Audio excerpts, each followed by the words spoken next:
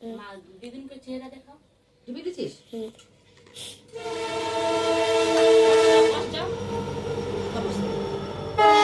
বন্ধুরা নমস্কার।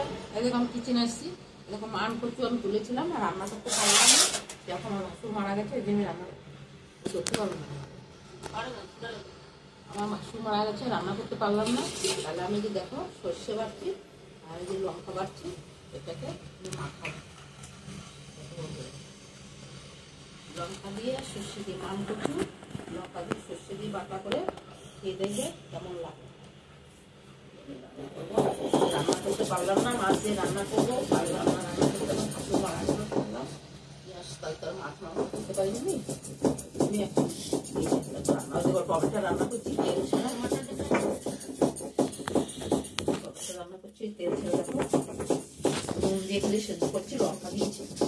জানি না তোমরা খাও কিনা, জানি না, আমরা তো খাই না, ওই দিন আমরা রান্না করছি না।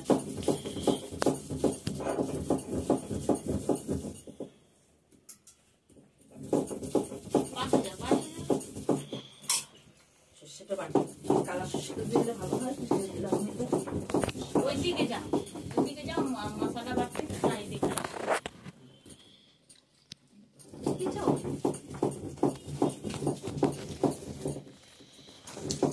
সর্ষেটা মাখিয়ে ভালো কচু দিয়ে যে চলে যাওয়ার সাথে চলেই গেল। যেতে তো সবাইকে হবে, আমাদেরও যেতে হবে, কিন্তু চলে গেল। তাই কিন্তু এখন আমাদের তো একটু বাঁচতে হবে, না খেয়ে তো থাকতে পারবো না, না খেয়ে থাকা হবে না, তাহলে কি করে খাবো?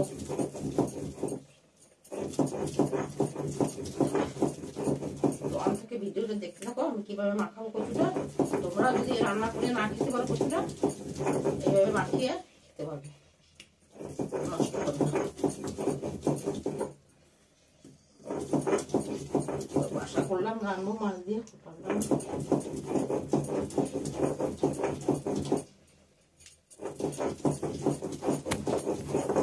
বাটাটা হয়ে গেল।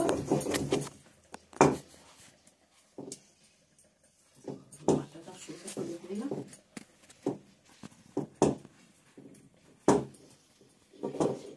মাসুর থাকে বিহারে, আমি থাকি বাঙালি, কি বলবো আর, তারা তো আর বলে না ফোন করে।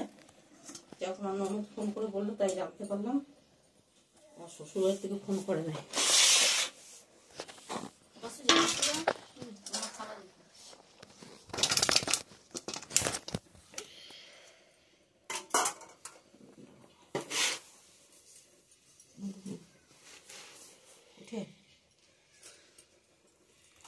কচুটা এত সুন্দর সেদ্ধ হয়েছিল না, রান্না করতে পারলাম না। নুন দিই আর লঙ্কা দিলাম আর সর্ষে বাটা দিলাম।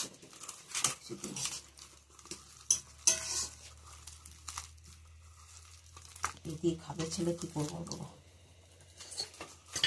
বন্ধুরা ভিডিওটা ভালো লাগলে লাইক করো, তোমরা যদি খেতে না জানো আমাকে কমেন্ট করে জানাবে, আমি বলে দেবো কী করে রান্না করতে হয়।